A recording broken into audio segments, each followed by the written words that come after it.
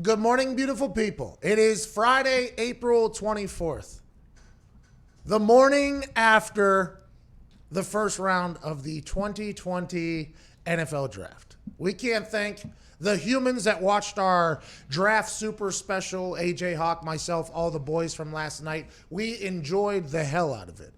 The biggest moment of the night. It was a relatively boring draft, to be honest with you. There wasn't a lot of trades. There wasn't a lot of moves. There was a lot of offensive linemen taken, so everybody was like, that's a smart move. Maybe a wide receiver was taken before another wide receiver. That was kind of confusing. Jerry Jones shows up in his super yacht, makes a good decision. There was really nothing going on. Kind of getting bored with it. And then the Green Bay Packers, they trade up from pick number 30, shortly after being in the NFC Championship game, shortly after being one game away from being at the Super Bowl. They trade up from 30 to 26 to draft not another weapon for Aaron Rodgers, not a defensive player to stop a team from potentially running another 186 yards before contact like what happened in their last game that they played. Instead, they draft Aaron Rodgers' successor when Aaron still has 4 years left on his contract.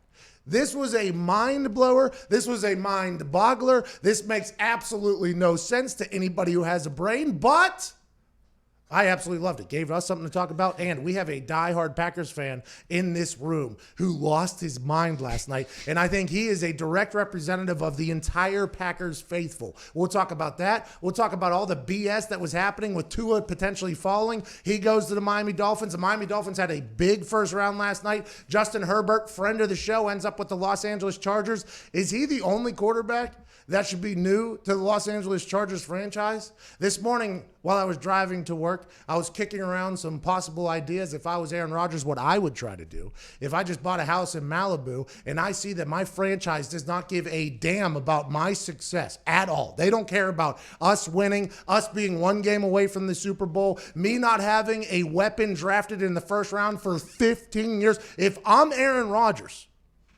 and he won't do this, because we have some clips that he told us about how he wants to be a Green Bay Packer for the rest of his life. Did that change last night? I don't know. This is an eerily similar situation to the Brett Favre, Aaron Rodgers situation if you don't look at the facts, if you don't look at the stats. Brett Favre was teasing retirement. Aaron Rodgers was the number one quarterback of that draft class. And I think they were like 4-12 or something at one point. Everything about the Brett Favre, Aaron Rodgers situation is nowhere near similar to this Aaron Rodgers, Jordan Love situation. They were in the NFC Championship game last year, and Aaron Rodgers has said on numerous occasions he wants to play past 40, which he is 4 years away from. Did you see the Buccaneers draft another quarterback? They signed Tom Brady for 2 years. Aaron Rodgers is on 4 years. Aaron Rodgers still has a contract. The Buccaneers said, no, we're good. We're going to actually get some protection for the guy. Did you see the New Orleans Saints last night take a backup quarterback to Drew Brees, who just signed a 2-year deal? A 2-year deal after getting hurt last year. He signs a 2-year deal.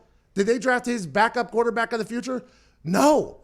The only people that did it was the Green Bay Packers. We have to talk about that. We have to get Ty's reaction. I guess there are some Packers fans on the line that want to give their take. That is the story of round one. And it just so happened to be about an hour and a half after Aaron Rodgers was talking to us about what could potentially happen for the Packers and how he'll react to it. I mean, this is a wild time to be alive. We're in day whatever of quarantine without live sports. But last night, the Green Bay Packers said, hey, I know you guys don't got a damn thing to talk about. Let's change that. This draft has been boring. Everybody's been doing what they're supposed to. We're going to come in and fornicate this whole thing up. Today's going to be a good day. Let's enjoy the hell out of it. Evan Foxy, please play some Chase Rice. It's the perfect occasion for a little vacation from the heart of the nation. Not your medication. 2 hours of magic. Let's give it a go. Ladies and gents, it's the Pat McAfee Show.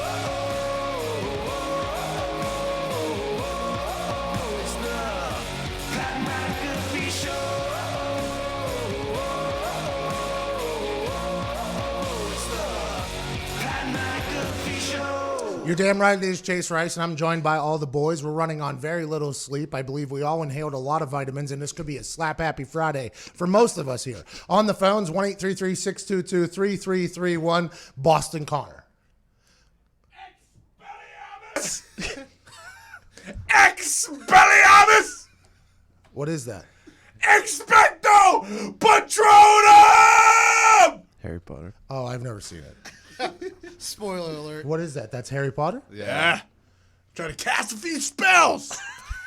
I know Harry Potter from whenever he was on that magic. Now you Now you see me. Now you see oh, me. yeah. I He can do was- that, too. Yeah, and he was shoeless in that thing in Japan or something like that. He was a tycoon who robbed everybody and then faked his death. That's my Harry Potter. This is your Harry Potter right here. Oh, yeah. This is more, with the lawyer, it's more like Larry Potter. But, yeah, I am a big Harry Potter guy, for sure. Is there any reason Larry Potter made an appearance this morning? Is there in relation to anything, or is just you kind of ran out of? Feel Good Friday, cook up a little magic. If I could do anything, I'd make the Packers disappear for Ty, but I can't. I can't do it all. Can't do it. The Detroit Lions got better last night. Didn't do anything crazy. Didn't trade their picks, but I think they did get better. Yep. At Evan Foxy, you have to feel pretty damn good. Very happy they did what they were supposed to do, and the Lions don't do that often, so I can't complain. At Viva Lazito, I don't think the Bears had a pick last night. Congratulations to you. They couldn't mess it up.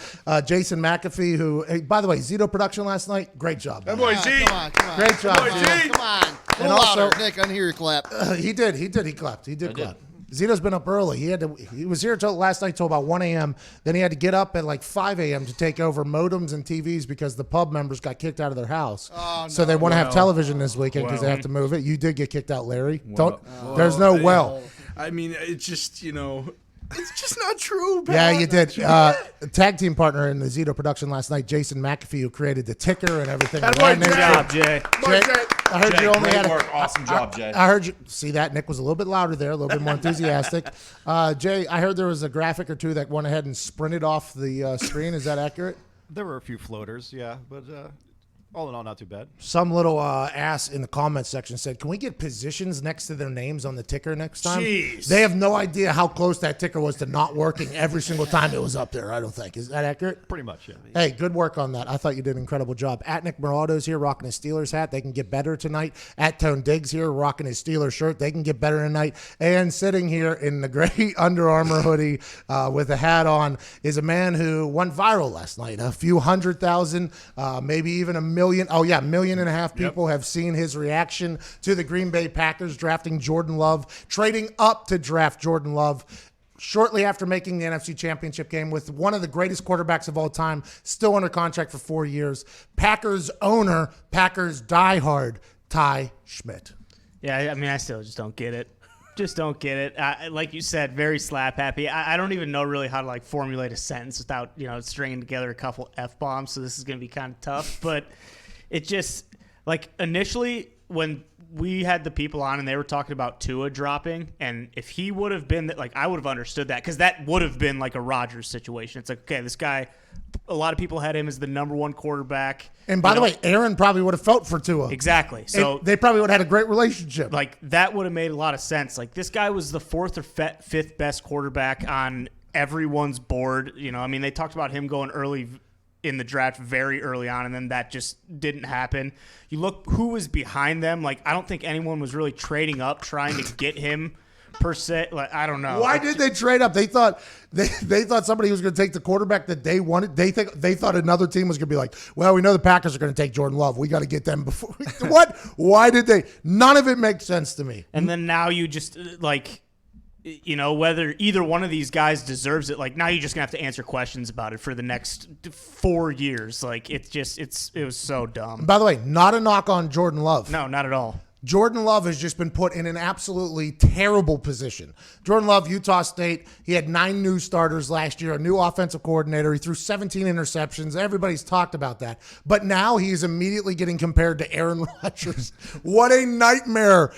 And we feel for Jordan Love. I was like, I thought Jordan Love handled it with a lot of class last night. There's no way he signed up to be in this position. I don't know how him and Aaron are going to work out. I don't know if Aaron's going to want out. I don't know how this is all going to work out. This is not to Jordan Love's fault, but immediately being compared to Aaron Rodgers and the people that drafted you immediately being compared to stooges is quite an interesting situation for Jordan Love. Ty, I think last night you were frustrated. This morning you're confused, and I think that is kind of the reaction of everybody. I woke up this morning thinking about last night. We had a good time. I think I lost 7 to 10 pounds sweating in a suit because we got all dressed up. Yeah. Hey, by the way, good for us. Yeah. Happy we got all suited and booted. The only people that didn't, Mark Sanchez, who I think has an inside source at every team.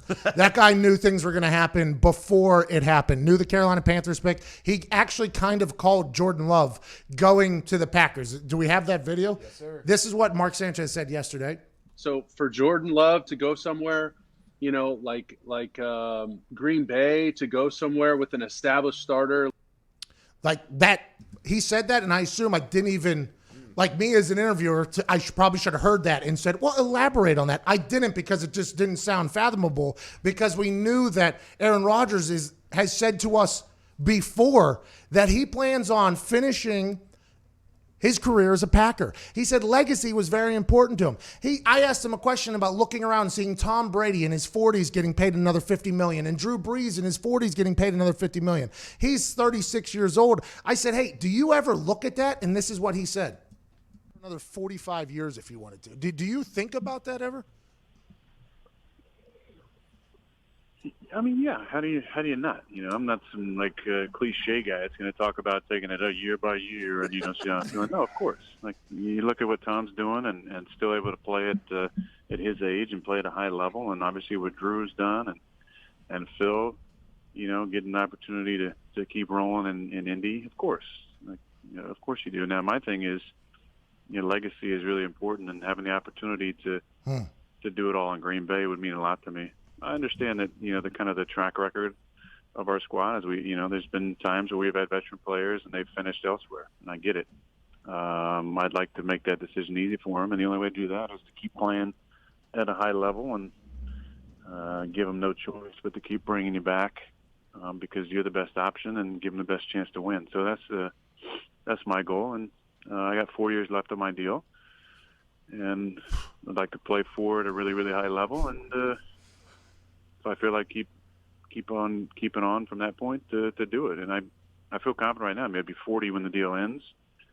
I feel like I could keep going after that the way things have been going. So Aaron Rodgers has openly said, this California guy, this guy who has been painted as somebody who's dramatic and all this stuff, openly said, I would like to finish as a Green Bay Packer. It means a lot to me to be in Green Bay, Wisconsin, playing for the Packers. He's 36 years old. He's nowhere near the life expectancy of a quarterback in the modern world. With the way the rules have been changed for how you can hit them, with the way medical and rehab and training has changed, Aaron can probably play for another 10 years if he wanted to. That is not an underestimate. That is a real statement of fact. He takes care of himself. He diets heavily. He does all this. I mean, I think him and Danica are into the yoga now. I mean, He is taking care of his body because he has seen the blueprint with Tom Brady and Drew Brees, who are able to extend their careers. And by the way, Aaron Rodgers has and always has had a stronger arm than both of them. Yep. So if he's only going to get smarter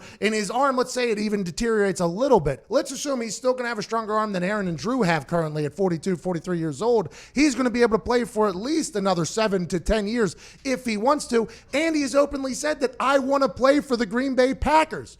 And then just an hour before this trade happens, Aaron Rodgers was on with me and AJ Hawk, McAfee and Hawk Sports Talk, Primetime Draft Super Special, and we asked him about what the Packers were going to potentially do with their pick, and this is what he responded with. It depends on what position we pick. It might be a little more upbeat and excited. Should be an offensive guy, but maybe it's a big, tough defensive guy as well. But either way, I'm going to welcome him to the team. But it'd be kind of cool. We haven't picked a skill player in the first round in the last 15 years, so that'd be kind of cool.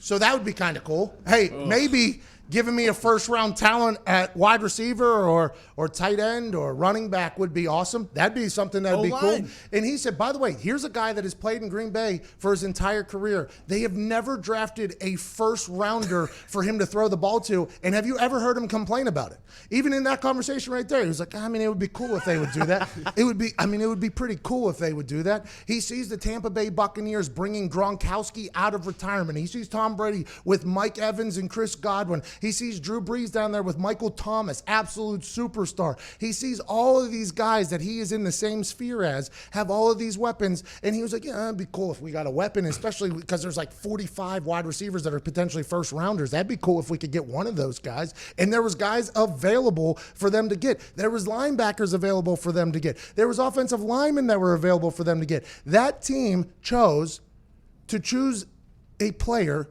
that can only help them in the deep future. And now, I don't know if that is smart thinking. I understand that there's people that are like chess players as opposed to checkers players. But if you look around, a lot of people want to win right meow. You didn't see the Patriots drafting in the first round a quarterback whenever Tom Brady was there, and it's noted that Bill Belichick wanted to move on from Tom Brady. Jimmy G was not a first-round draft pick. Nope. This is just a very interesting situation about Aaron Rodgers at the top of the top not being treated like that at all. And if you're Aaron, why are you not saying, I said I wanted to finish in Green Bay. I said we haven't got a weapon in 15 years. I've been very nice about all of this stuff. There's been drama that has been outside of things, out of my control. There's been a lot of that. But all I'm asking for is just a little bit of help. And I want to be a Green Bay Packer forever. I love the Packers fans. And the GM listened to our show, I think, and goes, oh, is that right? See ya, cuz. We're actually drafting somebody to get you the hell out of here. If I'm Aaron Rodgers, and I am not, and I've not talked to Aaron Rodgers about this. AJ texted him last night to see if we could get a quote from him. He did not respond to him. We did not want to force him to come back on the show. That was just not, I did not want to be a part of the narrative that's going to get painted for the Aaron Rodgers-Jordan Love relationship. I'll let somebody else take that burden. That's drama that they're going to spin every word he says into some sort of drama because that's what happens with Aaron Rodgers. But if I'm Aaron Rodgers, I'm like, hey, man, it's been a fun run. Get me the hell out of here. If I'm Aaron Rodgers, I'm trying to get to the Chargers. Oh. The Chargers just drafted Herbert, right? Herbert's quarterback of the future.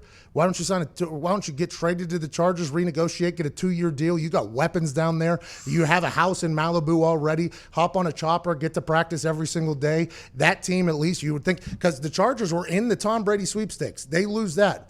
Well, guess what, Los Angeles Chargers? You might have lost out on Tom, but there's a guy who already has a house in your town that is definitely not going to be happy with the way. I mean, he might be. Maybe this is something that'll drive him. I saw some buffoon on the internet that was like, Aaron Rodgers said he can outplay anybody they bring in here. It's time for him to prove it. It's like, you don't think Aaron Rodgers? You don't think Aaron Rodgers has proved that he can outplay a rookie quarterback that was the 5th in his class? You don't think Aaron Rodgers can do that? Get the hell out of here!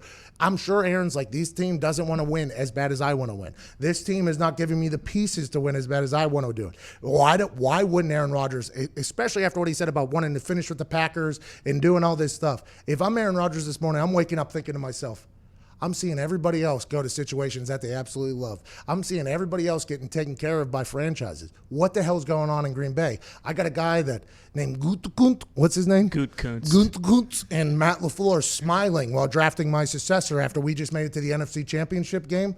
Get me the hell out of here. And if I'm Tom Telesco at the Los Angeles Chargers, I love Tyrod Taylor. I love Justin Herbert.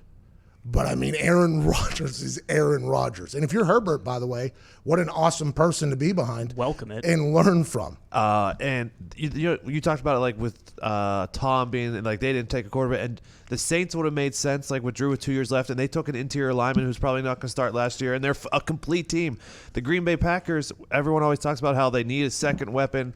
They had 186 yards before contact. It would make sense if the Packers as a whole couldn't add someone to impact immediately, but you would think that they could, and then this pick doesn't make any sense. It makes no sense. We got to get to a break on the radio. We'll take some phone calls on the other side. A little feel-good Friday. Larry Potter will be answering your calls. Woo! We have Nick Mangold joining us in 10 minutes. The Jets took an offensive lineman, I believe, last night. Yep. Yeah. We'll talk to him about that. A lot of offensive linemen getting drafted. We'll talk to him about that. It's a safe move. Anytime you draft an offensive lineman, people go, oh, that's smart. Protect your quarterback. Oh, that's smart. The guy's a mauler. We can get a little better run game. Packers said, we got rid of a tackle. We brought in another guy. We don't need anybody on offensive line. We don't need to be a boring drafting team. There's been no technical difficulties. There's been a little glitch maybe here and there for a general manager. Vrabel's kid was taking a dump in the reflection. But there has been no action. We'll be that action. We will be that action. Yeah. Let us draft somebody that isn't going to play for a half a decade. This is the Pat McAfee Show. We're back on the other side.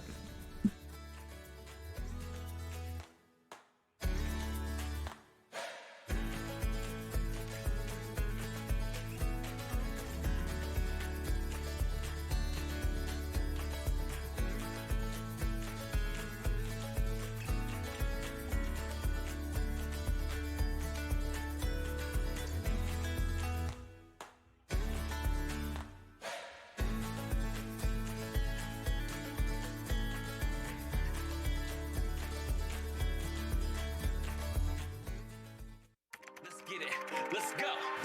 Dream house is a tour bus. Scream loud that you knew us. Deep down on the new plug. Yeah, about to get to dust. Pete's frown when they crew scrubs. Sweet sound from the two subs. Beats loud as a move, bruh. Lead the crowd like, ooh, what? Long hair on the big body. 210, both sit shoddy. Crack a fit, start getting rowdy. Blowing nose, looking like an Audi. It's Uncle Sam, but without the taxes. Crowd stands up, I keep them loud. I made this beat, you hear it smacking? Who is 30? Hand me a nap. You probably wasn't expecting this. What expected this? One fucking page. I don't have to worry about the coronavirus anymore. Like a fucking bomb went off. It's like, dude, I saw there's the fucking net. Oh, dude, what's going on? Everyone's a comedian, all right? Steve Jobs used to dip his feet in toilet water randomly. I bet they still smelled better than yours. Dude. Yours are a woman? I Are can you? You're see dating? Tony's brain cells just exploding into thin air. Do you think that steer ever looks back at you and goes, son of a Is that when you bitch, tie we the got legs? big one. I'm sold. I'm in. He got me. Suck it. Oh, you guys. Jame, duty, mensch.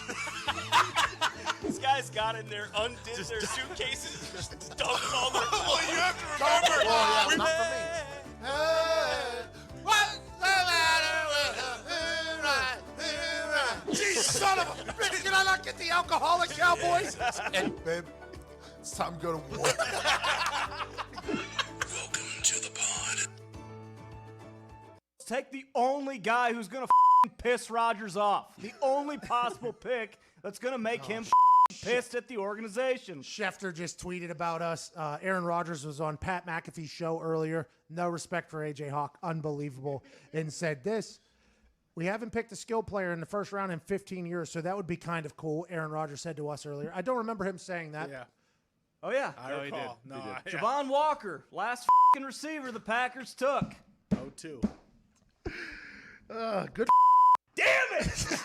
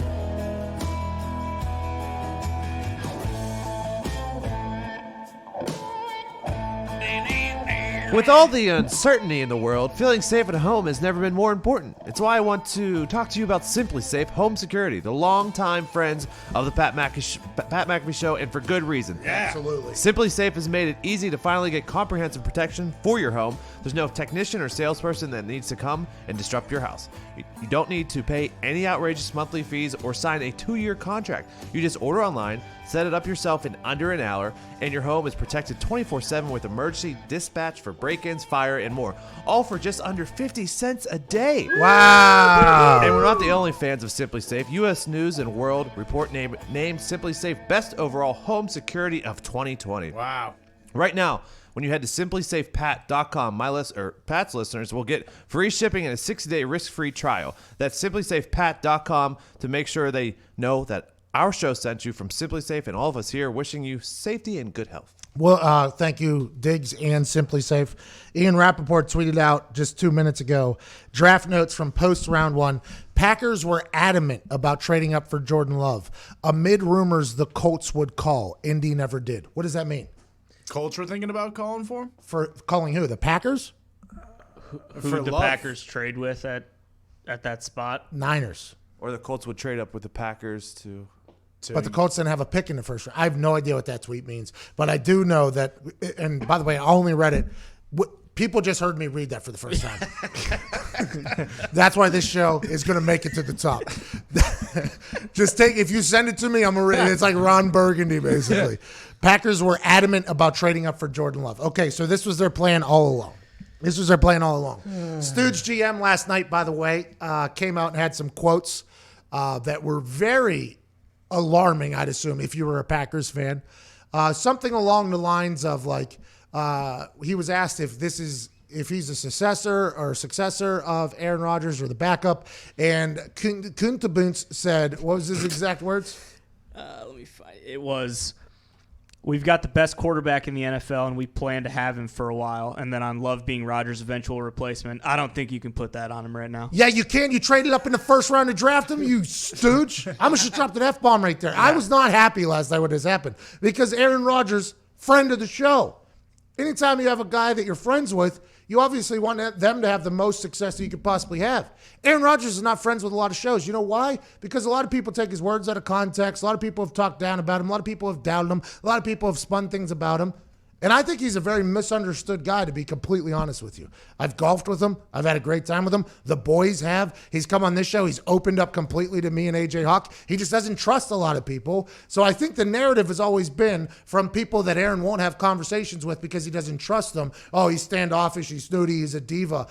Everybody we've talked to, by the way, that's been teammates with Aaron Rodgers has not painted that picture. Him and Mike McCarthy didn't get along at the end of their run with the Packers because McCarthy's a Yinzer and Aaron Rodgers is a California kid. At some point, when you're together for that long, there's a chance that those two personalities can bump heads. And they had a lot of success together.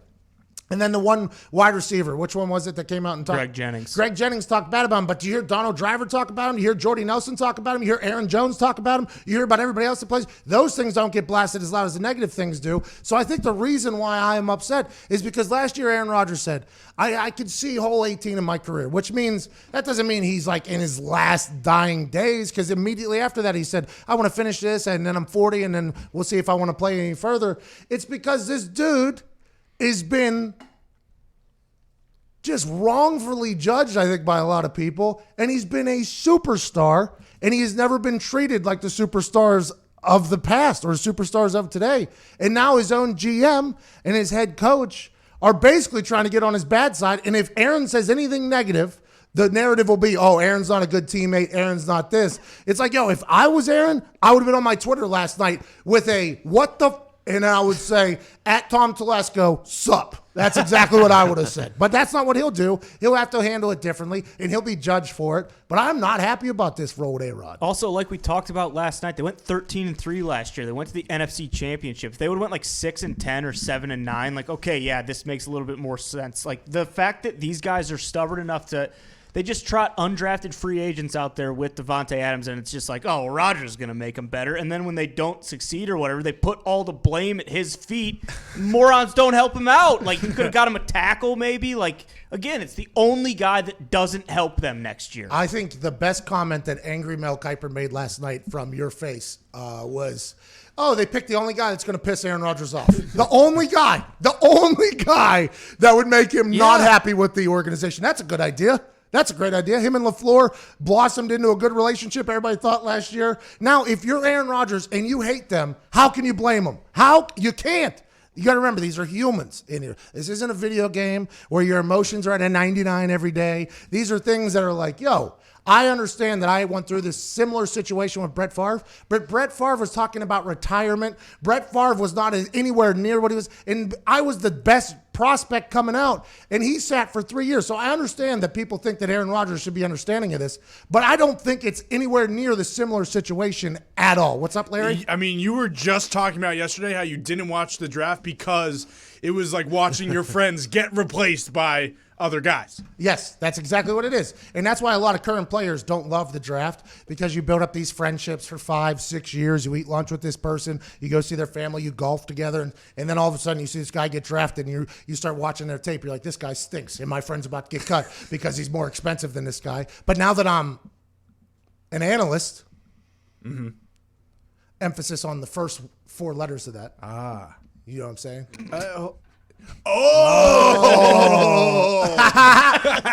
That made no sense, but I just had to slip in because anytime you say analyst, you can't spell that without the first 4 letters. Lana. Yeah, there it is. Lana. That's exactly right. But last night I was excited for the draft, and I was kind of bummed with how long it was. I mean, we were live last night for 4 hours and 37 minutes. I did not expect that. I mean, that was like the WWE watch along for WrestleMania. I've been live. I don't know if anybody on earth has been on live internet longer than me in 2 different. I mean, granted, there's people that probably do 24-hour stuff, but I mean, that was 4.5 hours last night. WrestleMania, I think, was 5 hours, 6 hours. Yeah, but that's also like 5.5 hours where you have to be on the entire. You can't just sit there with your thumb up your ass. On. Let's go to Gage in Indiana. This was a wild little description of this phone call. What do you got, pal, Gage? Hey, go Pack, go. I'm pretty excited about last night. I thought when they traded up, I'm like, cool, here goes Patrick Queen. We're going to actually stop San Fran. And then they threw the curveball. And, I kind of was speechless there for a second, and I said, but wait, weren't the Chargers looking at this dude at 6? So That was like 4 weeks ago. trading up right there. Oh, hey, we'll take him. I get. Okay, yeah, he ain't gonna be worth anything for the first 4 or 5 years. That's his Now, contract. maybe if Aaron Rodgers gets hurt, or if for some reason this franchise starts to play crappy like they did the other year and had Deshaun Kaiser play the final year or the final game the other season. Oh, here we go. Throw Jordan Love out to the Wolves and see if he can actually do something better than Tim Boyle can. Yeah, but if Rodgers gets hurt, you're done. Your season's over. You can put a 3rd rounder in there, a 4th rounder in there to take some snaps and sacrifice himself. I mean, this is there. Gage, I respect the call and trying to put a positive spin on it. I assume you're always glass half full, which I very much respect.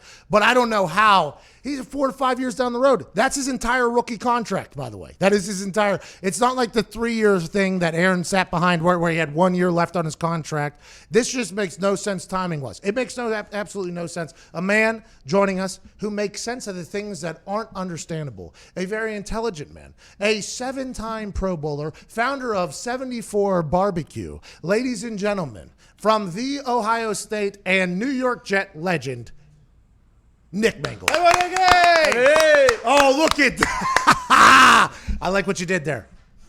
Listen, it's raining here in New Jersey today, and feeling a little depressed with the quarantine. So I threw the sunglasses on, American flags. Yep. I'm getting ready for Memorial Day. Yep. That's where we're at right now. Well, I'll tell you what. You said it on Twitter, and I don't think I've ever agreed more with somebody. You launched a barbecue sauce company in the middle of a time where people actually can't go to barbecues. Poor timing, but great sauces. We will say we have some here in the office. The OG and then the OG Spicy, I believe is what it's called, are absolutely delicious. And I can't wait for the world to get outside and enjoy the hell out of these, Nick. Thank you. It's my passion project. I've really enjoyed doing it. And yes, I'm an idiot for planning a year out and not realizing a global pandemic would be hitting us. But we're making the best of it, doing what we can. Yeah, there's no way. By the way, every company is currently getting should have planned a little bit better is from what we're learning. But when people get their maths on this 74 barbecue, they're going to fall in love with it. We try to keep you in business. We literally bought 20 bottles. So we're trying our best to help small business. We're trying to help small business over there. And you're trying to help our small business by coming on here. Let's chat about last night. I'll ask you about the Jordan Love, Aaron Rodgers situation at the end of this thing because I'm excited to hear your take on this, especially because your friendship with AJ. I assume you've met Aaron a few times. But let's talk about offensive linemen. There was a lot of offensive linemen drafted last night, and there's been a lot of conversation that offensive linemen, modern offensive linemen, don't have the grit or to move bodies. Is that why there was such a high price on these guys that were drafted last night? Like, hey, we got some guys here. Let's get them in our facility. Well, listen, I had the line at 6.5 offensive linemen, and I took the over, and I was super excited that I did because that's a win in my book. Yeah, it is. But, I think the big thing that you look at, and I think GMs are starting to realize, the offense revolves around an offensive line. If you can't block, you can't have a superstar quarterback making plays. You can't have a superstar wide receiver, running back. Nothing happens. So I think GMs finally took that to heart. I think this was a great class. I think a lot of guys were working hard. The thing that I'm worried about, and it happened to my beloved Jets as well, we have no offseason. There's no rookie minicamp. There's no OTAs. There's no mandatory minicamp. We're going to be lucky if we get to training camp. God willing, I hope we have it. And that time, that development time, you're investing a lot of capital in these offensive linemen who need time with their offensive line coach, with the other guys. They got to find the chemistry. It's going to be a task. I was saying last night, and it sounds like I might be completely wrong, that offensive line, because there isn't OTAs and there might not be training camp, might be the easiest position to plug in place. Am I completely wrong in thinking that? I think you're wrong on that one. I hate to disagree with you because you are the brightest man in the sports media. I feel like an idiot. Offensive line, the biggest thing for them is chemistry and being able to know what the guy's doing next to him, being able to have that. So while the physicalness of the OTAs and the mandatory minicamp is going to help those guys, what's going to hurt is the mental side, the repetitions, going over things over and over again. which puts your solid foundation as you're coming into training camp. Okay, so I just learned something, and that's why we have you on the show, and that's why 74 barbecue tastes so damn good, because you have a big old brain on you. I also feel like when you draft an offensive lineman, it's an easy to sell pick to anybody. It's like, hey, we're drafting an offensive lineman. We want to protect our quarterback. We want to get the run game going. And I think that's why last night was maybe like a little bit of a more boring draft in a lot of people's eyes, because it's like, yeah, that's a good pick. Yeah, that's a smart pick, because you see 3 highlights of them mauling somebody or pancaking somebody. It's like, smart idea. We want that person on our team. Why did the Packers draft a backup quarterback to Aaron Rodgers? That's a great question. I think if they're looking at it, you look at Aaron and how he sat. How many years did he sit? He's 3 years he sat. Yeah. So that gave him time to develop and gave him time to learn the system. Maybe they're thinking the same process. I don't know Aaron that well. We've met a couple of times, so I can't speak on his psyche. But I don't know if he wants that role. I don't know if he wants to be the mentor. And so it's going to be interesting to see what happens in Green Bay. I saw a tweet this morning where someone said, book it, Aaron Rodgers to New England. Well, a lot of people are saying that. I was pushing the Chargers narrative. I was pushing the Chargers because he just bought that like $33 million house in Malibu. It's like, I got this place I can just kind of chopper back and forth like I'm Kobe. You just go to practice, sell out a stadium for you guys, win some games. I'll teach Herbert for the next 2-3 years. We'll restructure my deal. Let's figure that out, and then I'll get back out of there, and then I'll see from there. He's only 36. Quarterbacks are playing until they're 45 nowadays. I mean, it's just – this is a mind-boggler, Nick. It makes zero sense to me. Yeah, I don't get it either. But, I guess that's why people smarter than me are in charge, maybe. I don't think that's the case. You got to remember, there's some stooges out there running some stuff. You know that. I know that. You and I both know that. We've encountered humans that are in charge of things. We've met them and gone, how is this human in charge of anything? And then that's kind of inspiring to guys like us to start our own company. It's like, hey, I just met an absolute idiot who's running things. I think I can figure it out. That's one of the things. I went to the Combine last year for the first time since I had been to it. And that was one of the biggest things I noticed was seeing coaches walking around who I knew as interns. And I was like, wait a second, you're a coordinator? Wait a minute. It was like 10 years ago. Wait a minute. I got questions for you, pal. Okay, let's talk about some other notable selections from last night, Nick. Tua Tagovailoa gets a chance to sit behind Ryan Fitzpatrick is what everybody thinks. If you were B-Flow, Brian Flores, and would you spin the narrative that you were not interested in Tua the entire week of the draft so nobody else would draft him? Because it sounded like the Miami Dolphins were 100% out on Tua, and they were in on Herbert, and then the 5th pick overall comes, and bang, he's a Dolphin. Do you think that's a good move for them? And did you appreciate or not appreciate the things that were being said about Tua last week? I think it's all smoke and mirrors. When you're going through the draft, coaches are trying to downplay and play up things. That's the intrigue of the NFL draft. And that's why I think we're very fortunate in the time of no sports to be able to still pull the draft off because I bet their ratings are astronomical. Ours were. The thing that got me the most was seeing Tua with his family, and nobody was smiling. Like it was like a prison. Like it really weirded me out. They all had their lays on, though. It looked like it was a celebration down there in Alabama, but everybody looked miserable. And I think it's because the narrative that was being spun for the last week and a half was that it would be irresponsible to draft Tua in the first 10 picks or something like that. And I think they might have heard that as well, even though the agent's like, don't listen to that, don't listen to that. It's hard not to as a human. And then lo and behold, what was being said at the beginning of this entire process, the Dolphins want with Tua, their guy. Ryan Fitzpatrick, were you ever on a team with Ryan Fitzpatrick? Yeah, me and Fitz had 2 years together. He's the perfect guy, I think, right, to maybe have Tua sit behind and learn from? Yeah, he's a great mind, and he also knows his limitations. He knows that he's got 7 kids running around, and that he's their 17th favorite quarterback, which I think is funny to me. And he knows the game of football. He'll be able to teach it. He does a fantastic job of explaining offense to younger guys. So I think that's a really good fit.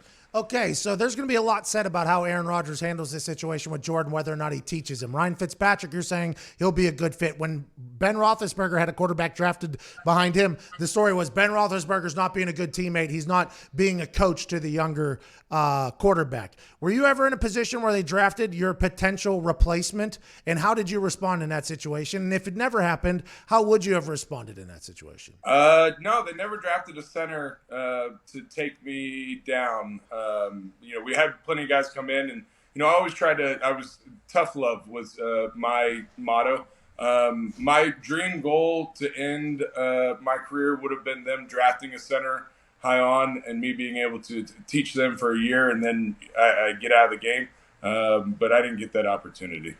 How would you? So you went 1 year. What if they did it like with 4 years left on your contract? 4 years left, I'd probably be looking for somewhere else. Although, I also have the mentality. I knew that no one coming in could beat me. I know, I agree that, but you're getting older. Like, let's make this team better. You don't need to. Like, I'm here for another 4 years. This is a Pro Bowl position already on your team. Let's try to find another one so we can maybe get over the hump of the NFC Championship and get to the Super Bowl next year. This is one of the most befuddling things I've ever seen, Nick. I'm mind blown in this. I don't know, because Aaron sat for 3 years. They had Brett Favre. Brett Favre was teasing retirement, though, at the time, whenever they drafted him. And Aaron was the number. He teased retirement for like 10 years. But if that was Joe Burrow that gets drafted, if Joe Burrow falls from number 1 to 26 and he gets drafted to the Green Bay Packers, I think it's a completely different narrative. Jordan Love is like 4th, 5th guy in the market, allegedly. Yeah, I had him going 3rd, so I lost that bet, which was disappointing. 3rd quarterback taken. Oh, you thought he was going to get drafted ahead of Herbert? No, I just had good odds.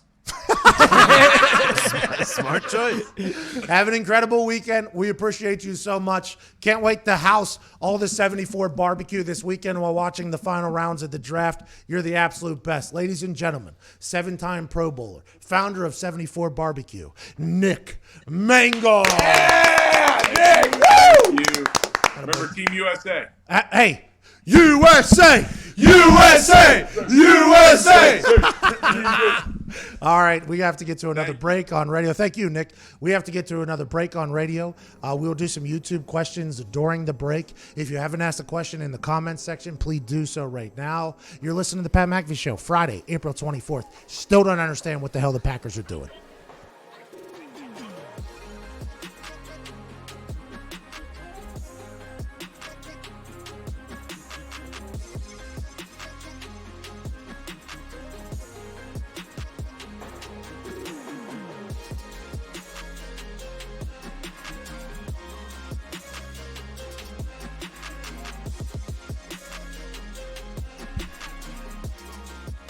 All right, here we go. Hello, YouTube. We appreciate the hell out of you. 23,000 people watching. This is unreal what's happening to our YouTube page right now. It makes no sense. They're yodeling.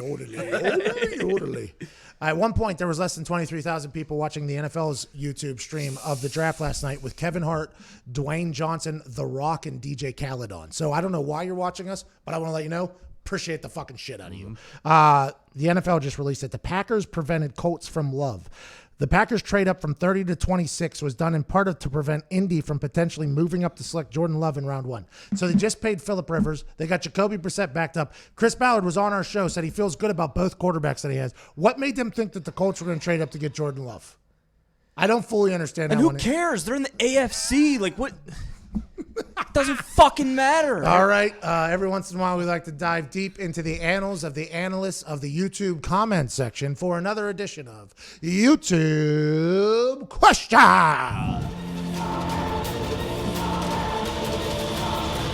YouTube Question. I didn't hear the breeze there coming in. I was excited that maybe it got blown Someone away. put a wall up or something. I don't know what happened. Turn the fan off. Zito, what do we got, pal? I only hear Whoppers, I believe his name is. Has Vinatieri or Pat ever had to train with a replacement or have to deal with a replacement? Okay, so great question. We had a couple Pro Bowlers come through. McManus was in our camp. Cody Parkey was in our camp. There was a couple punters that came through that ended up getting signed other places, but it wasn't a first-round draft pick, right? And in camp, kickers and punters, there's a lot that come in because you need camp legs. Like, so when Vinatieri was obviously older when I got there, but as he got older, you bring in another kicker to kind of take reps for the backup field goal team, for the backup block team. And to be honest, I think early in my career, my rookie year, they brought in Tim Masthay, who ended up being the punter for the Packers. That was really the only time I ever was at night laying in bed thinking I was going to lose my job. I was like, okay, I'm a rookie. This isn't my job to be had. The special teams coach told me during my workout for the Colts that he wanted Tim Masthay over me. Bill Polian was forcing him to come work me out. Right to my face said that. So whenever Tim Masthay was brought into training camp, I knew that this was going to be a real battle. But then Bill Polian ultimately won in the end, cut him for no reason, by the way, before the first ever preseason game. I breathed a deep sigh of relief whenever they cut him because I think we were in a very good battle. He goes to the Packers, ends up winning a Super Bowl and having a great career. I was very happy for him. He's a very nice guy. But then my first two punts that preseason game were like 62 and 64 yards. So it was kind of like I'm pretty sure Bill Polian walked into that special teams guy or whatever. You know what I mean? So that was the only moment. As I got older and they brought in camp legs, whether it was punters or kickers, Vinatieri and I'm saying this and not just as a toot of my own horn or anything like that, we actually tried to help them. Like I was legitimately trying to help people. Michael, punter for the Carolina Panthers, he's a lefty. He came in whenever my knee got hurt, and he was bombing footballs. And I think I tried to help him a couple times. He actually made me better, by the way, because I saw a guy wearing a Colts jersey punting balls that was massive. And I was like, okay, I'm going to have to put on a show here whenever I get back. I tried to help him. I think we tried to help McManus. We tried to help Parkey. We tried to help everybody that came through. And I think that was a kind of a badge of honor for Vinatieri because he helped out Robbie Gould whenever he was in New England. He helped out a lot of people. So I kind of followed his lead in the whole thing of like, hey, if you have actual confidence in yourself, this person isn't going to take your job, right? This person isn't going to take my job, but we can help them and they'll eventually get on their way. Our position, though, very different than the quarterback position, especially the quarterback position whenever you're in the NFC Championship in your last game. If we could just get over that hump, maybe we're in the Super Bowl next year. That is not a similar conversation that kickers and punters are having. We just viewed it as this kid. And by the way, a lot of people, as soon as they see me kick a ball, it's a game changer for the younger guys. It's almost a tough moment. And I might say some smart ass shit to them as well. But I do believe that Vinny and I were trying to help them out as much as possible. But also, I would like to feed my family and have a lot of money. So it's a fine balance that you have to have. And I don't know how Aaron's going to handle it. I don't know. The fact that they were in the fucking NFC Championship game is the biggest deal here. And they got railroaded in that game, too. It was just like a demolishing. They give the defensive coordinator an extension after that, and then they don't hire anybody or sign anybody. It makes no sense to me. Guys on the board to help the specific problem that the Packers have. Yeah, a lot of holes to fill that they could have filled with that pick last night. And that's another edition of YouTube Question. YouTube question.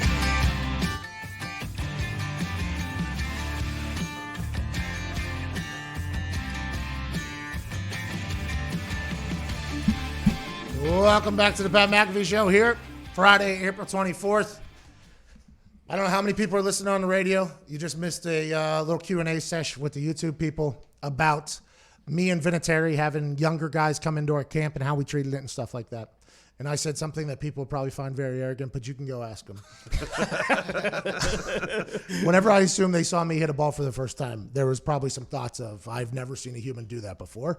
And Vinny and I always viewed it as it's our job to help these kids make money and make a living, and we know we're not going to get cut. And that is probably the same way that Aaron Rodgers feels. But then deep inside, the difference between kickers and punters is like that one position isn't going to get us to a Super Bowl. Last year NFC Championship, now what are they doing? Ty, it makes no sense the more and more I think about it. The more and more I think about it, the less sense it makes. And that is not normal, by the way. The more and more you think about something and analyze something, usually the stars start aligning and making sense. This makes absolutely no sense. What's up, Nick? I'm not defending it in any way. The only way I see this making sense is when you look at Rodgers' contract, it's structured in such a way that there's only real 2 years left of money on it. The last 2 years are essentially phony, fake money. So if the GM thought, okay, we're only going to get 2 more definite years out of Aaron, then we can move on. Now's the time to take a guy we like. But still, you're in win now mode. It shouldn't matter. You Jerry shouldn't be thinking Krause. like that. Jerry Krause is doing the same thing. Jerry Krause is doing the same Plus, thing. Aaron said he wants to be there. I want to be in Green Bay, Wisconsin, right? Now, the Packers are a storied franchise. I understand Green Bay is probably a very good time, but I don't think you get a lot of quarterbacks dying to go to Green Bay this late in their career. It's kind of, you got to be Brett. And he said, I want to finish my career here. I got 4 more. Let's see what's on the other side of that. I mean, it's just, it makes no sense. But that's football, Did baby. Caesars know? Is that why they set the over-under of wins I at was 8.5? Did they know that LaFleur was going to go ahead and take a QB and just mess up the entire Packers chemistry? I have no idea. I mean, you know what? Maybe they'll put a Taysom Hill package together. I actually thought that last night for a little bit. I'm like, well, maybe we can. No, it doesn't work. Let's go to Austin in Columbus, Ohio. What's up, Austin? What's up, Pat? The McAfee and Hot Sports Talk Primetime Super Draft Special last night was an absolute banger. Woo! All right, thanks for your call, man. Have a good one. What do you want to talk about, brother? So I was thinking about a trade with the whole Jordan Love situation. So Aaron Rodgers gets traded to the Cowboys, reunites with his coach for Dak Prescott. Dak Prescott goes to Green Bay, mentors Jordan Love. For what? Jordan Love takes on the Packers for the future. For how many What was years? that? How many years is Dak mentoring him at the Green Bay Packers? He's on our franchise tag. That's just 1 year. Oh, so you think Dak's going to sign the franchise tag to get traded to the Packers to not get an extension? Exactly. Oh, Austin, you started out so good, and then you became a full stooge there at the end. They just drafted C.D. Lamb. They did exactly what you would want as Dak. If you're Dak Prescott? Yeah. Oh, exactly what you want if you're Dak Prescott is about $36 million a year for 4 years. I think that is all you want for Dak. But the thought of Aaron Rodgers going back down to Dallas is a very interesting one, especially with Mike McCarthy down there. But I'm assuming there's potential teams right now that are on Zooms talking about, you think Aaron Rodgers is pissed off right now? You think we could potentially put a package together to get Aaron Rodgers on our team? If I'm the Los Angeles Chargers, I'm doing it, by the way. I'm doing that as soon as I can. I just saw a massive. I mean, I woke up. It looks good. Put a lollipop in my hair and came down. I almost got in a fight on my way down here. What? Yeah. I almost got into a fist fight with somebody on my way down here. So tensions are high. I don't like what they did to my boy. How could you? No, it wasn't a demon-eyed meth head. It was a guy in a Beamer that was driving 15 miles an hour and a 40 mile an hour because he was a terrible driver and because he missed the green light by 25 seconds and I had to beep at him. I'll slap him right in the mouth. Right in the mouth. All right, we're back on the other side. You're listening to the Pat McAfee Show.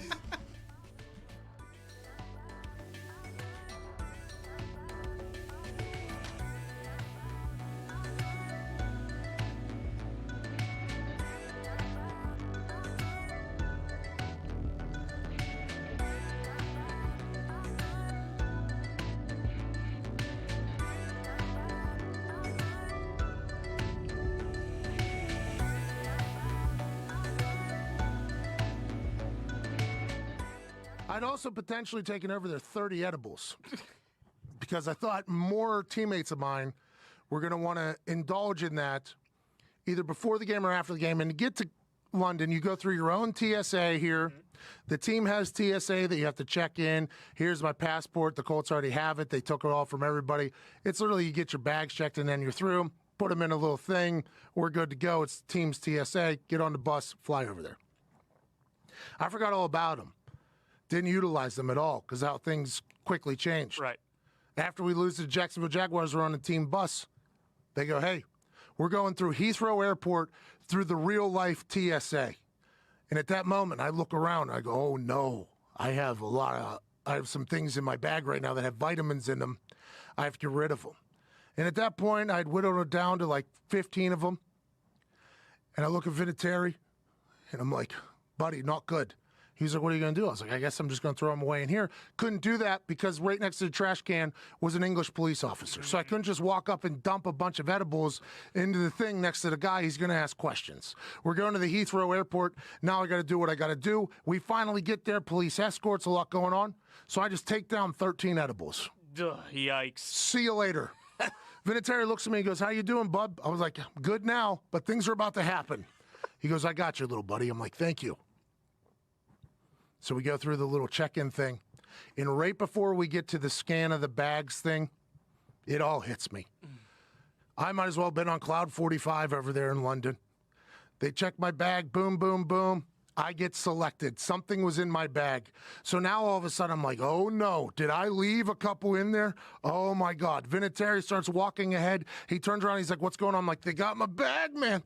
He's like, what's going on? I'm like, I have no idea. So he comes and stands with me. He's like, I got you, bub. I was like, they might got me, for real. I might be staying the night in England. They go through my bag. Turns out, had a vibrating toothbrush. Thing was vibrating in my bag. Yep. They're like, oh, it must have been this. Or it must have been my big-ass toothpaste because you can't fly with that. I was like, you got it, pal. I get all the way back to the plane. Lost my ticket somewhere. Somehow I don't have a ticket. So now I got to check into the gate people that I don't have a ticket. I'm like, I'm on this plane. I promise I am, but I don't have a ticket. They're like, what's your name? I'm like, Patrick McAfee. The McAfee? No, yeah, whatever you want to call me. I just need a ticket.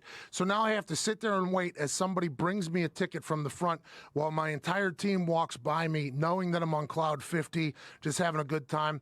Grigson walks by, just upset, obviously. I wish he would have known that I was in a mood where he should have talked to me there. It was just a nightmare.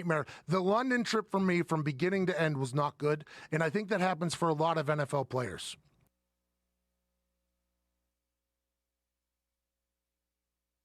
Let's get it. Let's go. Dream house is a tour bus. Scream loud that you knew us. Deep down on the new plug. You ain't about to get too dust. Pete's frown when they crew scrubs. Sweet sound from the two subs. Beats loud as a move, bruh. Leave the crowd like, ooh, what? Long hair on the big thigh. 210s, both sitting shoddy. Cracking fits, start getting rowdy. Blowing nose, looking like an Audi. It's Uncle Sam without the taxes. Crowd stands up, I keep them loud. I made this beat, you hear it smacking? Who is 30? Hand me it now. You probably wasn't expecting this. What? Expected this?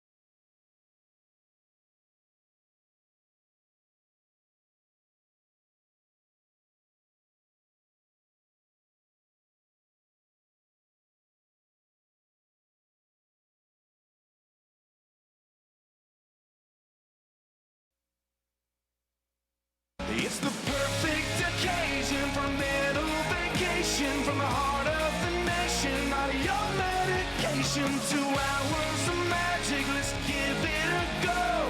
Ladies and gents, it's the Pat McAfee Show. It's the Pat McAfee Show. It's the Pat McAfee Show. I've decided I am out on that. What? Yeah, I'm out. Really? The song, the video, everything. We need a new one. The song? Okay. Yeah, we have currently 21,000 people watching. If any of you know any talented musicians, we would like to have a brand new song. I love Chase Rice, but I can't hear that song ever again in my ears. I'm done with it. When you listen to it two times a day for 6 months, at some point you're going to get tired of it. And I've been at that point for about a month, and today's the day, this Feel Good Friday. Just like Aaron Rodgers, I'm looking for something new. I'm out on it.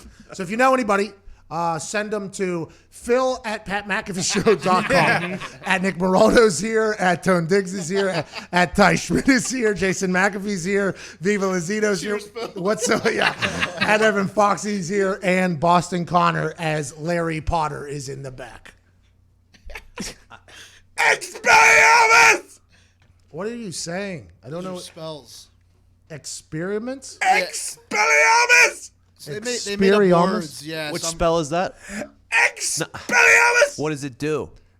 Gives me your wand, mother lover. I'll fucking take that right away. Way to go! Say it anyway. Way to go! No way! Way to go! No Mother way. lover. No way! How cool did you feel whenever you said mother lover? I too? did not say it. He said mother lover, and he's like, huh? Everybody's gonna be so proud of me. And then what? Half a second later. No, I didn't swear. Don, did I swear? When did he think about that too? He was laying at home in that hellhole of a house that he was living in. No.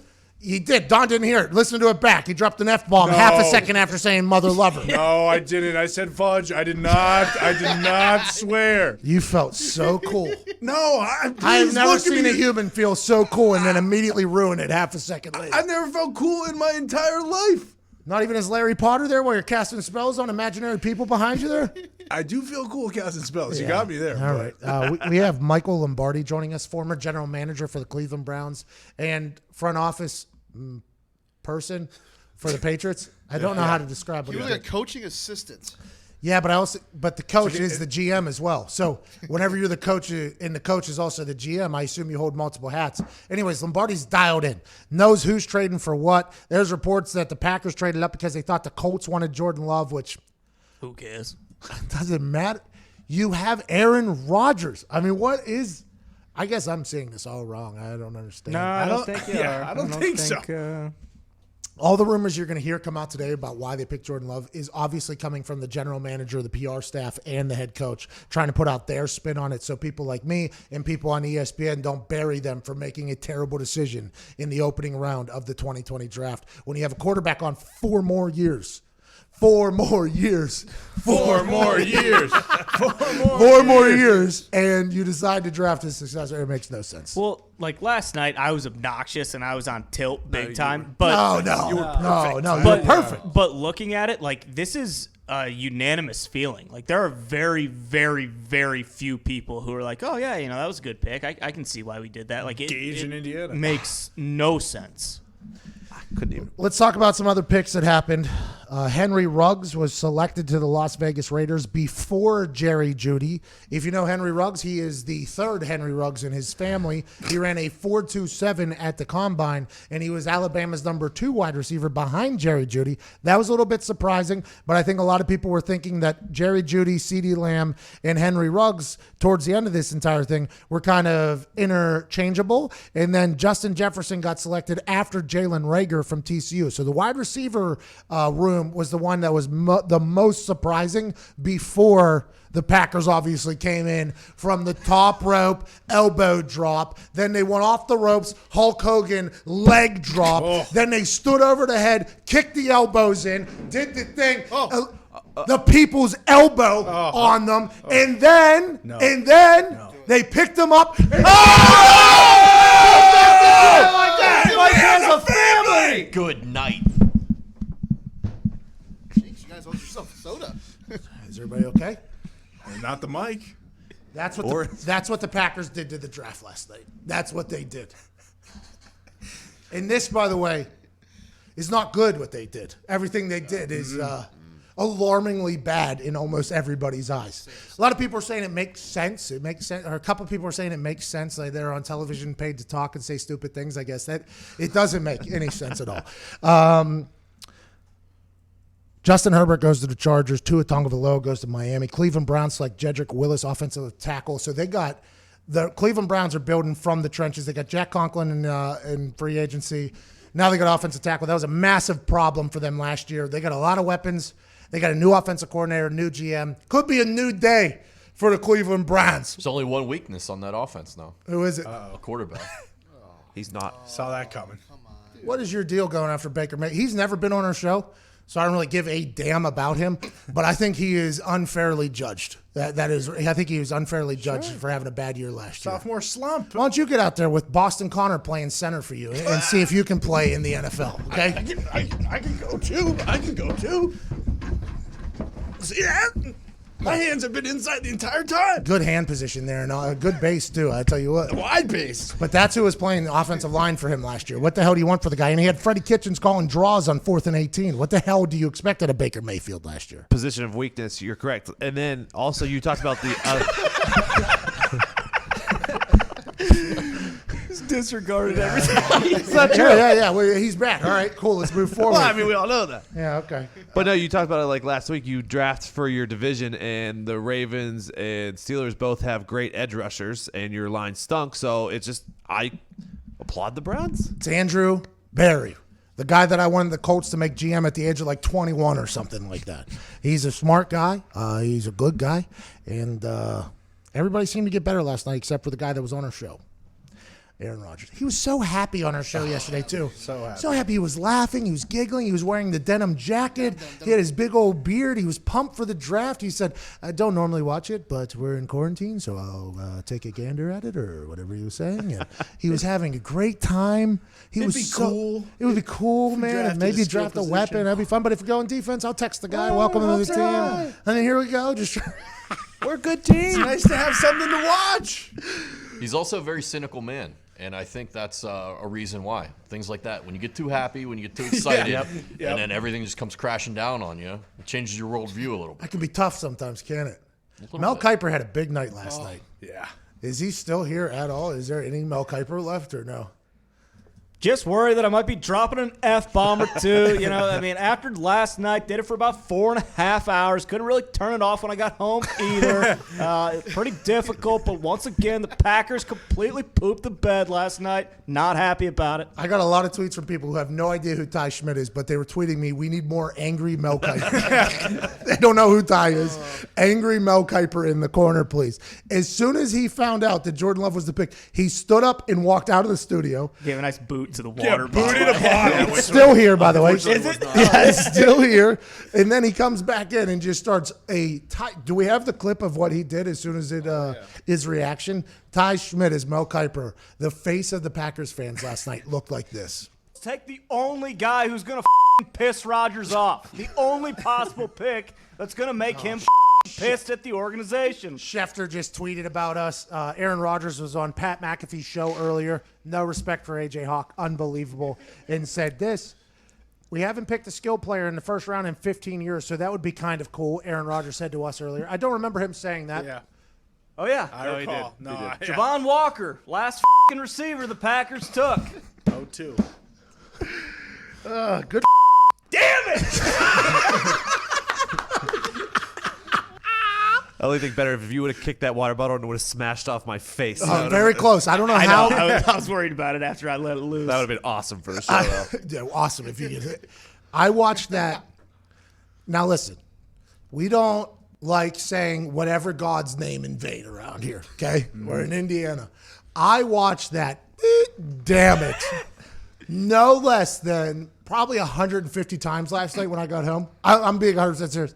And every single time it hit, I was like, that's the best G damn it I've ever heard in my just pure emotion, raw anger. And then we got tweets from people that broke their televisions last night. Yeah, and you would have. I think if you were by yourself, I think if you were by yourself, I have a very nice television. I am not breaking that SOB. Not happening. Oh, way to hold off on the son of a bitch. I forgot if you can say it or not. But I was up until 3 a.m. watching that from you. And So, if we would have had Aaron on for when that pick happened, which was, by the way, it could have happened. The plan was for Aaron Rodgers to come back on the show whenever it was the Green Bay Packers selection. He was actually texting AJ the picks that he thought other teams were going to take, and he was getting them right, by the way. He was almost becoming an NFL insider from his house there, and he was like, hey, I'll come back on where the Green Bay Packers are about to be up. It could be kind of cool. Thank God they traded up, because he was supposed to come on about 30 minutes after they made their pick, right? They traded up 4 spots. So if you do the math, it's about 40 minutes, but a couple people were going short, so let's say 30 minutes.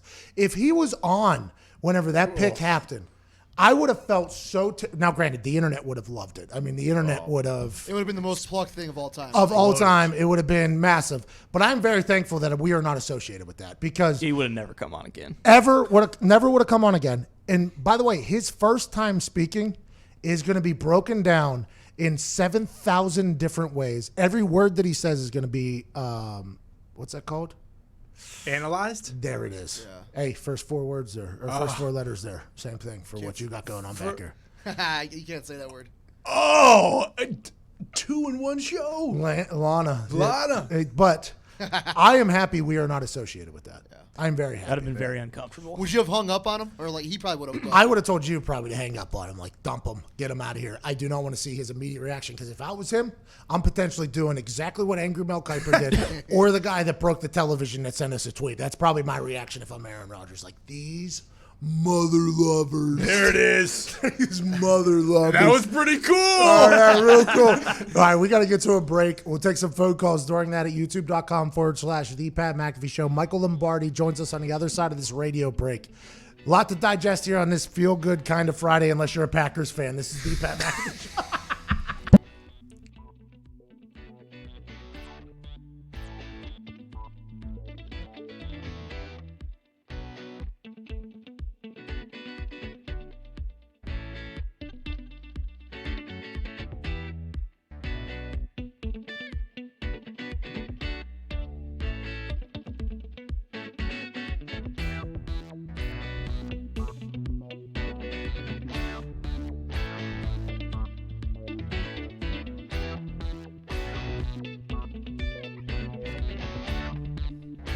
Welcome back to the Pat McAfee Show.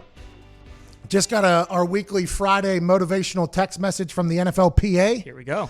And this one says, for those of you that don't know, the NFLPA sends a Friday tip text message to every NFL alum, I think, that has ever gone through the NFL. It just arrives every Friday on cue, same time, except for when they send it on Wednesdays and Thursdays and still call it Friday tips, which has happened in the past.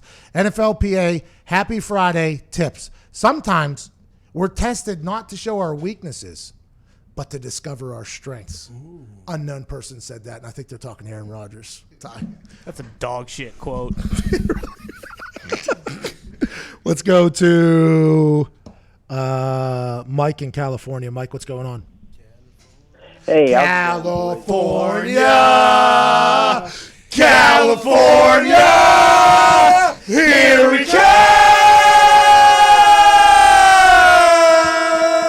If I'm Aaron Rodgers, I'm saying that to the Green Bay Packers. Get me the hell out of here. I want to go to the Chargers. What you got, Mike? Hey, how's it going, boys? First and foremost, solid darn job last night on the draft spectacular. Thank you. It was a super special. Fake Mel Kiper was great, and but I gotta say, I actually went to high school with Jordan-Love, and let me tell you, the guy was a certified baller. I get the pick doesn't make the most sense, but you gotta take it easy on the kid from Baker. Mike, I understand that, and I by the way, we have said on numerous occasions that this is not Jordan Love's fault. Nope. Jordan Love is being put in a terrible position. I mean, an absolutely terrible position here. Immediately getting compared to Aaron Rodgers is a bad spot to be in if you're a quarterback. But, Foxy, say it. That's business, baby. This is no longer a kid's game, okay? Jordan Love, great football player, We talked to Jordan Palmer about him. He's smart. He's athletic. He was put in a bad position at Utah State and all that stuff. But whenever you get drafted to a storied franchise and you're allegedly going to be the successor to a Hall of Fame quarterback who still has 4 years left on his contract and they're in an NFC Championship game, you're going to get some bad things said about you. And Jordan Love does not deserve that, but Aaron Rodgers doesn't either. And that's who's been on our shows. I mean, that's legitimately how I judge who I like and who I don't like. Also, like, I appreciate it, but forgive me if I don't find solace in the fact that you went to high school with the guy and he's a winner. Like, well, he's in the NFL. Yeah, he's a fucking obviously, baller. Great athlete. Hey, good call, Mike. You guys in the NFL.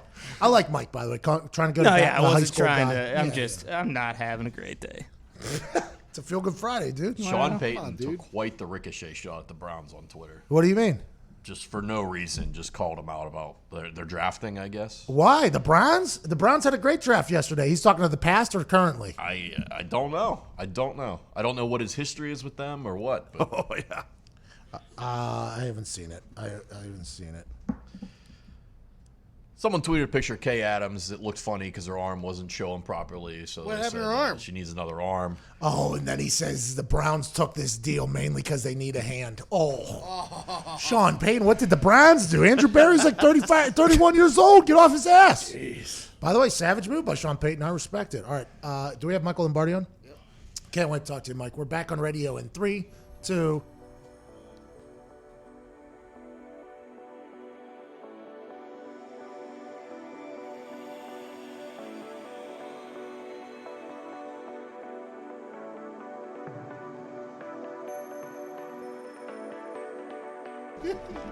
That means. Oh, he's gonna do it again. Hey, inaudible. Yeah, we just got notified through our Radio Connect, Dawn, who's our voice of God in our ears, that we probably are facing an FCC fine for Mother Lover back there dropping an F-bomb. No, it was inaudible, which means you can't hear it, which also means that it's not a real word. That's why you don't have Larry Potter on the show. That's why no other shows have a guy named Larry Potter. Don't blame this on Larry. It's been a long week at Hogwarts. I mean, honestly, I've been killing myself. All right. Just to make all ends right, meet. okay, all right. Trailer Park Boy back there is Larry Potter. I mean, that's going to happen every once in a while. You're going to break some FCC violations. Joining us now is a man who is a general manager in the NFL. Hopefully will help us make sense of something that I am very against, this Packers decision last night. He has a different angle as being a general manager and working in the front office for the Patriots, among other teams. Has a lot of connections around the league still. Friend of the show, great mind, Michael Lombardi. Yeah, Mike! Woo! Hey, Pat, do you think that getting caught taking a dump on television could perhaps get you an FAA violation? Yeah. It's the FCC, Mike. But yeah, I think Vrabel's guy in the reflection that Vrabel's setup, favorite setup of the night, had the mullet kid, had the onesie, had a lady sitting Native American style on a chair, and then in a reflection you have a kid dropping a deuce. I loved what Vrabel had going. I mean, look, that is maybe the winner of the entire draft night if it wasn't for the Packers doing what the Packers did in stealing the conversation. I'm going to get to you right now with this. I have to, because I need somebody who has inside information on why the hell the Packers, who have a quarterback who is a top-tier elite quarterback. He's like Tom Brady. He's like Drew Brees. He's like Peyton Manning. He's like the guys who you've heard about who are legendary. Going to be in the Hall of Fame. Super Bowl winner. Has 4 years left on his contract. They were in the NFC Championship game last year. They gave up 186 yards before contact on the ground in the NFC Championship game. Why the hell are they drafting the 4th or 5th prospect in this year's draft class at 26 and trading up from 30? Does it make any sense to you, or are you going to tell me why? It makes a lot of sense to me. So, son of a bitch! 3 or 4 days ago, let me say my piece. Then you can yell at me. 3 or 4 days ago, I asked somebody that I respect that knows the Packers, and I said, "Do you think that Brian Gutekunst knows that Aaron's on the slope?" And here's why, Pat. 2008 to 2014, Aaron Rodgers was dynamic. Averaged 8.2 yards per attempt down the field. Some years he had a 9.0 average. Since 2014, 2015 to 2019, he's a very pedestrian 7.1 yards per attempt. Explosive plays down the field. Now, you're going to come back to me and say, well, they just haven't given him enough skill players. Okay, fair enough. Bingo. Russell Wilson doesn't always have great skill players. You know, LeBron James doesn't always have great skill players. When you're great, you make other players great. I think at 36 and his inability to throw it down the field, it's the perfect time for the Packers to secure the future of the franchise. The general manager's job, and obviously when you were at the Colts, my man Grigson never really understood this completely, is to protect the franchise. He has to protect the franchise for the longevity of the team. And I think it's a brilliant move. I think it's a bold move. I think he's going to get his ass kicked by a lot of people today, tomorrow. He's going to have an angry Aaron Rodgers. But I think for 2 years, he's got to find other ways to help the team, no doubt. But he secures himself a really, really talented young player who can pass the torch 3 years from now from Aaron, who will be 39 at that time, to the Love kid. Yeah, but stats are always however you want to paint them. I mean, that is, aside from Devon. Yards per attempt is not hard to paint. Look, that to me is if you just look at that number, completion percentage, all that, yards per attempt down the field, because quarterbacks are like boxers, okay? Their eye level is the most important thing that we evaluate. It's their accuracy, their eye level. And when their eye level is down, their yards per attempt comes down. When they're not willing to throw it up the field, to win in the National Football League, you have to be above 8.0 on yards per attempt. And that number doesn't lie. That's not a fudge number. Is that Aaron or the plays? Mitchell Trubisky can't do it. You look at his numbers in the fives. There's guys that just looked at, I threw 70%, but you're averaging 5 yards of completion. That's not going to win games for us. And I think that stat is telling. And if you want to ignore it, sure, go ahead. But it's not just 1 year of data. Russell Wilson went down to 7.2 1 year. The next year he comes back up to 8.4. There's reasons why, if it was that spike, I don't want to get all coronavirus chart endorsed here, but if that spike was similar to where it rose, went down, and then came back up, I'm saying, hey, it's just the players around him. But it's been a steady decline. That's got to alarm you as a general manager. Okay, so you think that they think that Aaron Rodgers' best days were long gone. But if you look around the NFL right now with Tom Brady, with Drew Brees, in the way he takes care of himself, which is highly documented, he doesn't have the Aaron Rodgers 12 treatments facilities or whatever, but he still thinks he's absolutely got it. He's made some throws down the field still, just like Tom Brady did. Do you not think if you're in the NFC Championship game, you owe it to your team and owe it to your fan base to try to plug a hole or two so you can maybe get to the Super Bowl next year? And then if you see another quarterback in the next, maybe the second round or the third round that you think that you can plug and play, much like the Patriots did with Tom Brady, with Jimmy G, with Stidham, with a lot of other people that have come through there, and whenever you were up there, do you not think that would make a lot more sense than taking a guy, trading up for it whenever it just doesn't seem to make sense. It doesn't make their team better to get them to the Super Bowl. It maybe makes them better 4 or 5 years from now, but not this upcoming year. Well, he's got to find other ways to make the team better. There's no doubt about that. I mean, that's his job. He's got to find other players to enhance his team. And I said this before the draft. Even though they were 13-3 going into this draft, they were not a 13-win team. They had a lot of deficiencies, and a lot of them were on offense.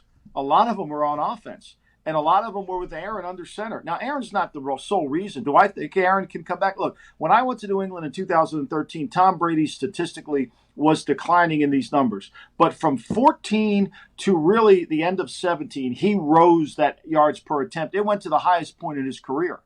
Okay? So there was that. We got that spike back going up. With Aaron, this is trending downward.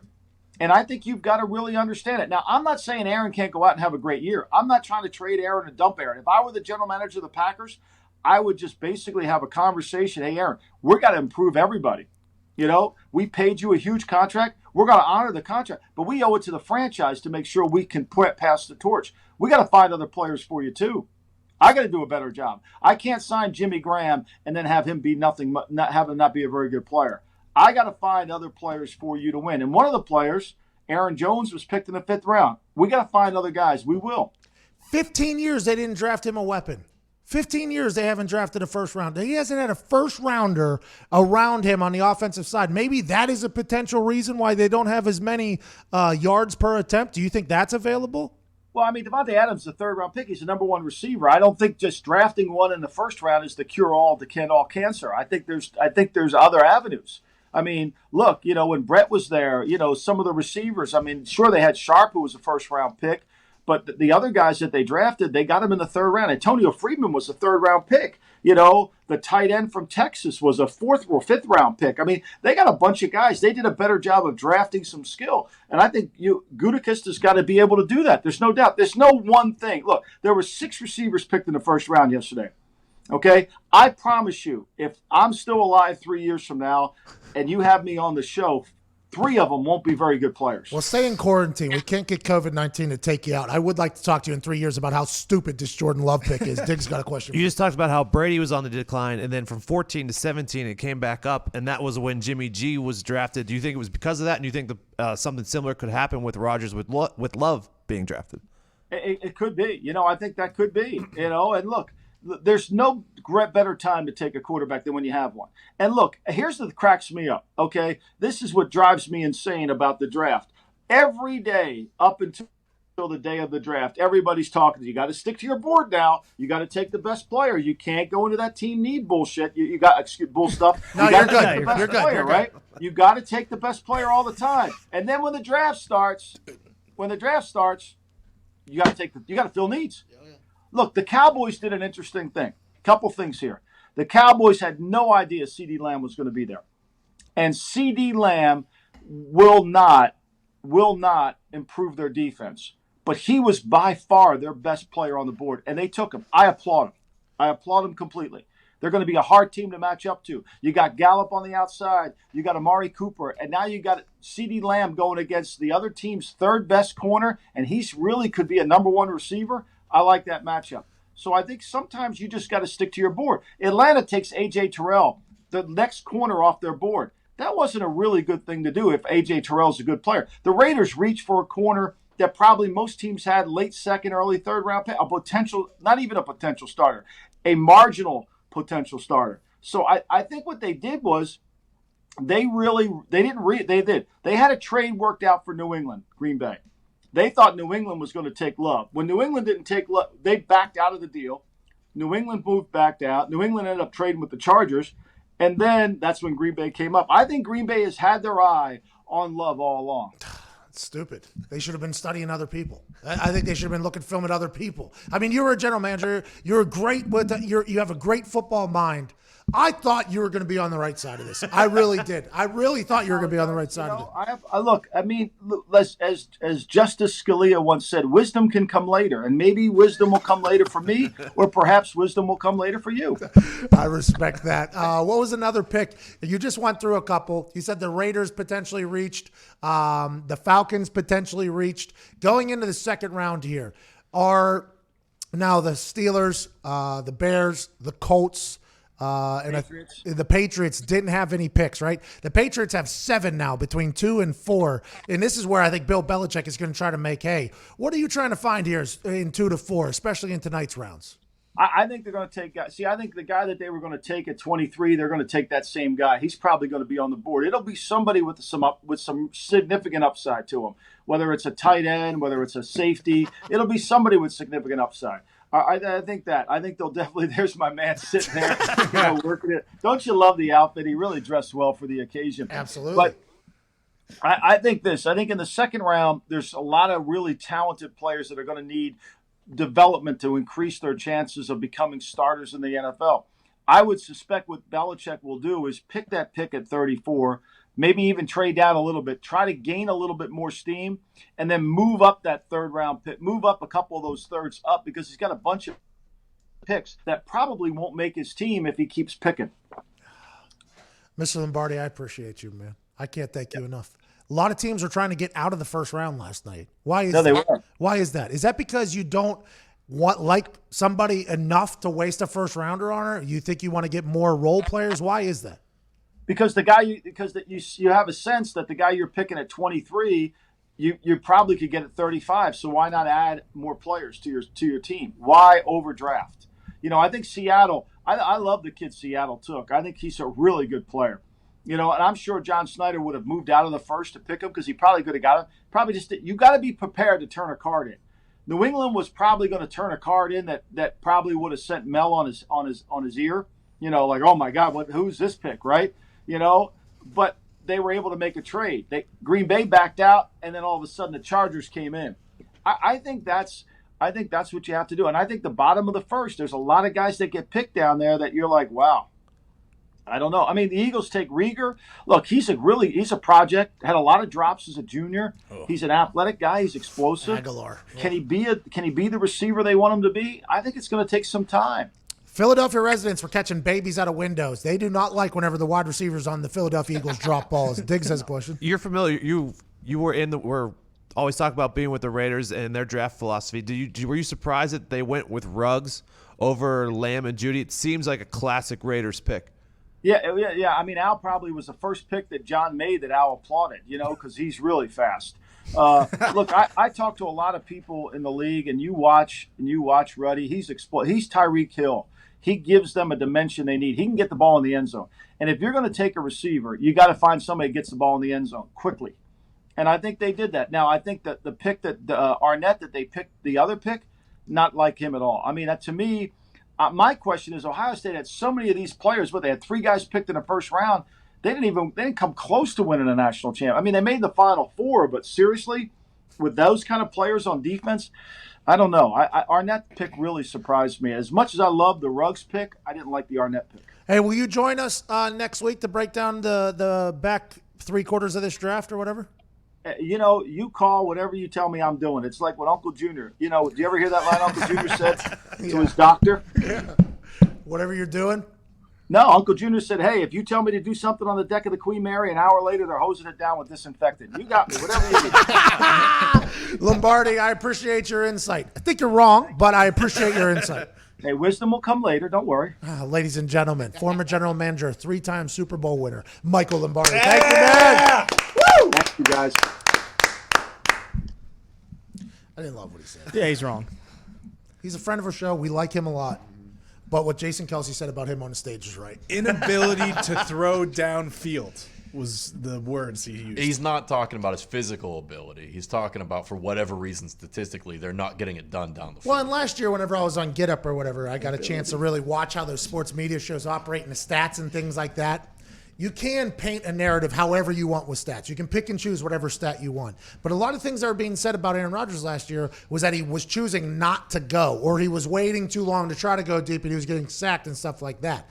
I don't know if it's Aaron Rodgers' lack of mentality to go deep. I just think it's because he's got Larry Potter running routes for him. Yep. I think that is probably a problem. Bingo. When he got Zito lined up at tight end, the guy that wants to fly planes and can't catch, and then you got Larry Potter lined up outside. I mean, what the hell do you want from the guy? I have good hands, by the way. Yeah, you do. And quick feet. You have great hands. He mentioned Brady between 2014 and 2017. In 2014, Brady was 36, the exact age Rodgers is now. So And you they drafted Jimmy G. I think the same thing's going to happen with Aaron. Aaron's going to improve. Jimmy G was a second-round draft pick.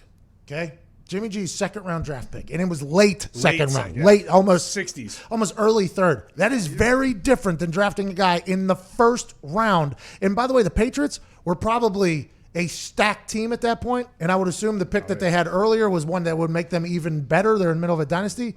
This Packers team, nobody understood how they were winning games, but they were just winning games. I can't. We got to get to a break. I am done with it. I'm done with it. Ooh, J Classic. Somebody just put in the comment section, is he wearing ripped shorts? Welcome to the show, pal. Get the hell out. Not today, pal. All right, I almost fought a guy on my way into the office. Anybody can get it. Anybody can get it today, including Michael Lombardi. I love that guy. Oh. He's a stooge today.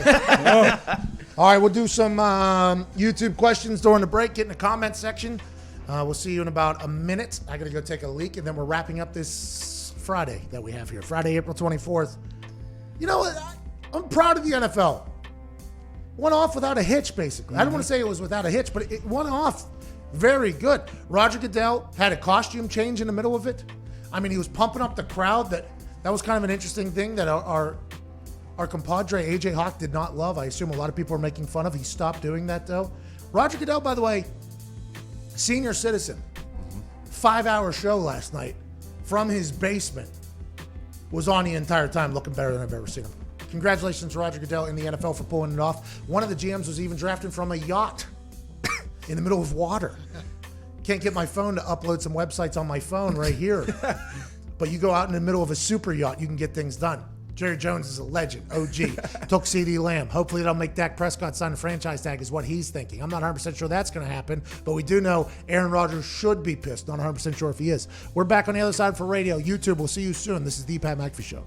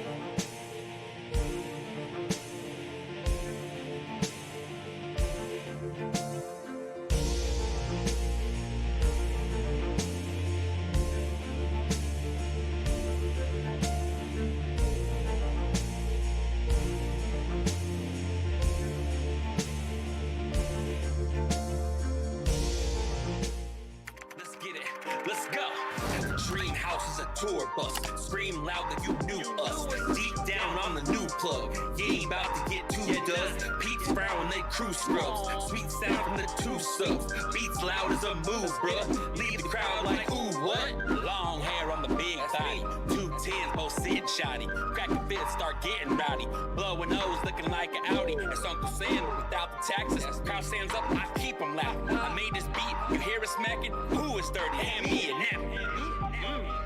You probably wasn't expecting this. What expected?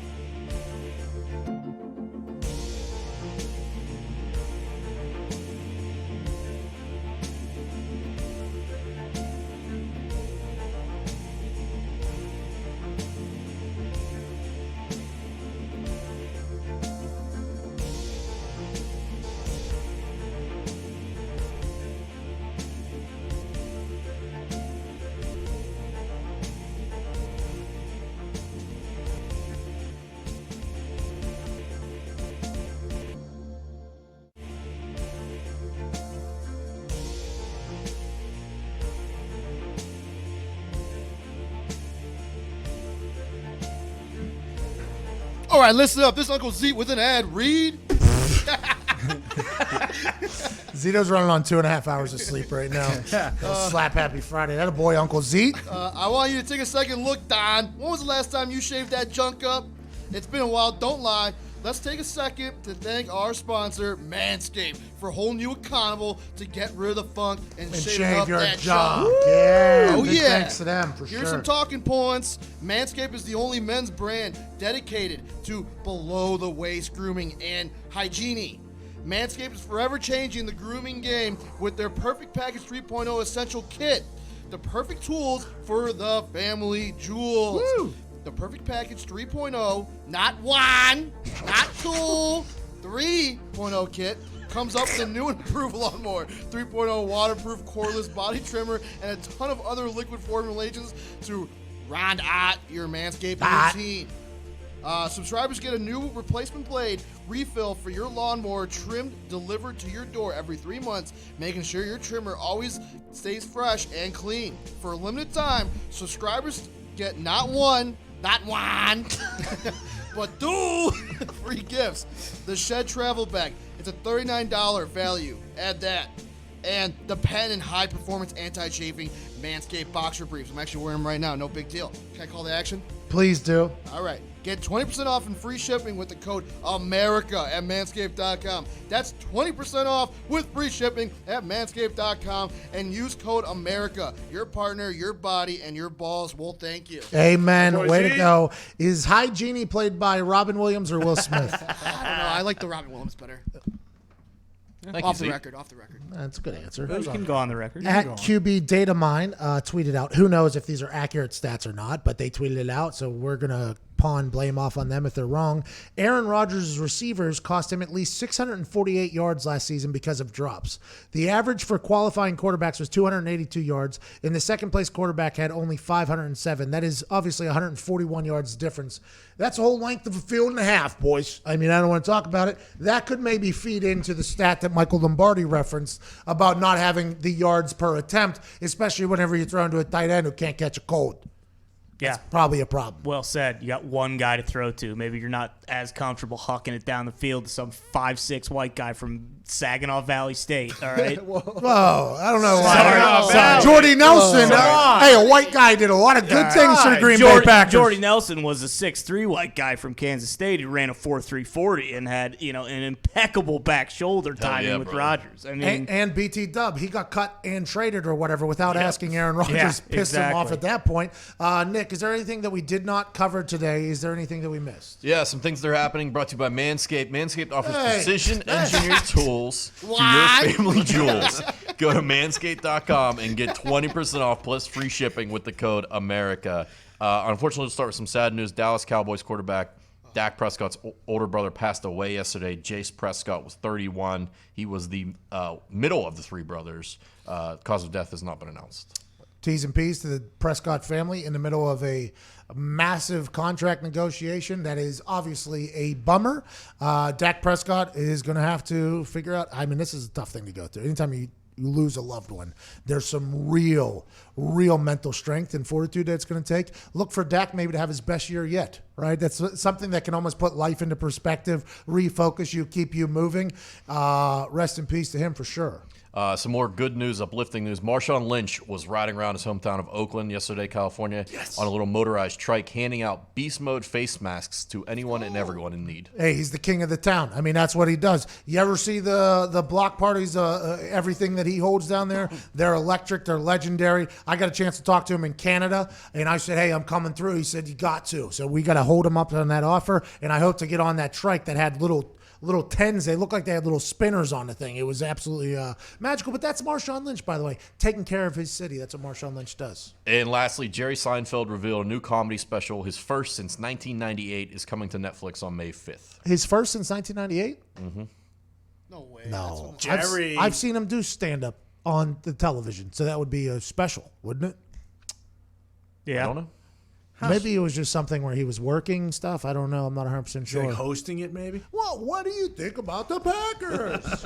No grapes, no nuts. What's the deal? I like Comedians in Cars Getting Coffee, by the way. Oh, Big yeah. fan of that show. learn a lot about a lot of people. Jerry Seinfeld, interesting thinker. Obviously, I think he's a billionaire from comedy, so that's good. I've seen him do comedy, though, I think in the recent history, and I have not seen him in live. He had something on Netflix. It was more like a documentary, and it was kind of like a special. Comedy doc. Yeah. Comdoc. We have the greatest comedic sports documentary in history. True. You can get that right now, youtube.com/the Pat McAfee Show. Let's get to some phones and wrap this whole thing up. Let's go to Sam in Virginia. Sam, what's going on? Hey, what's up, boys? Happy Feel Good Friday. How we doing? Hey, Sam, we're great. I'm excited for your call. I'm going to be honest, though. There's a guy named Big Poke that is currently on hold. We're going to him next, and you're in a bad spot right now. You're like Jordan Love, because I think Big Poke is probably going to bring it if I had to guess. Yikes. As long as I don't get mother effered like Ty did last night. Hey, be okay. respect. And don't drop that F word either, because that's what Connor's job is to do and ruin our FCC entire violations. Anyways, what do you want to talk about, Sam? Yeah, I just want to give you some personal T's and P's on the potential wedding postponement. Personally going through that, lady is actually losing it right now. It's not fun. We are not in a fun position on the male side of this entire thing. You know, the wedding is their dream day, obviously, as is ours, by the way.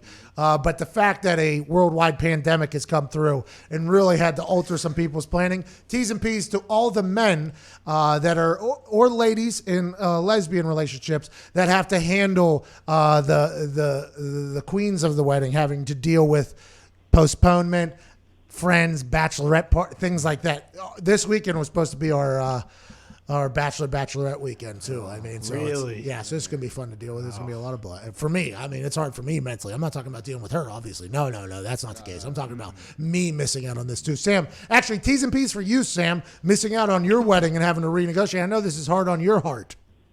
Yeah, it's a tough spot, but hey, we're all going to make it through it. Just got to keep that glass half full, right? You're damn right. Or like Jim Irsay said, get a smaller cup. The son of a bitch will be filled to the top.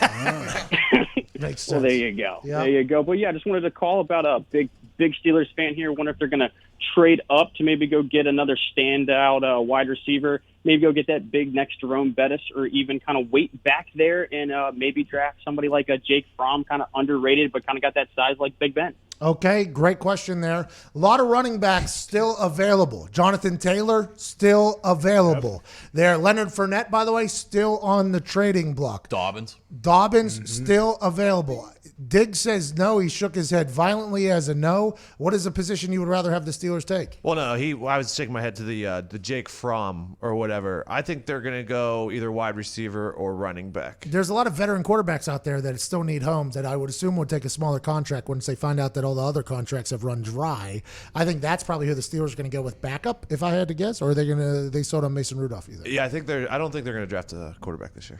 They're going to get a weapon for their quarterback to make another run at a Super Bowl. Yeah, if we learned anything last night, they'll do that. T. Higgins? They're not going to undermine their starting quarterback and force him out. Well, that's whenever you have an elite quarterback, you don't do that in 2020 because the game has changed where you no longer have to take big shots if you're a quarterback.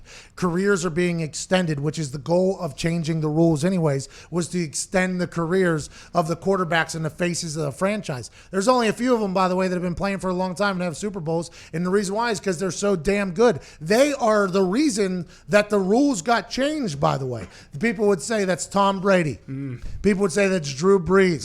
Ben Roethlisberger falls into there. And there's this other guy who's in Green Bay, Wisconsin, that maybe had rules changed because of his potential future health.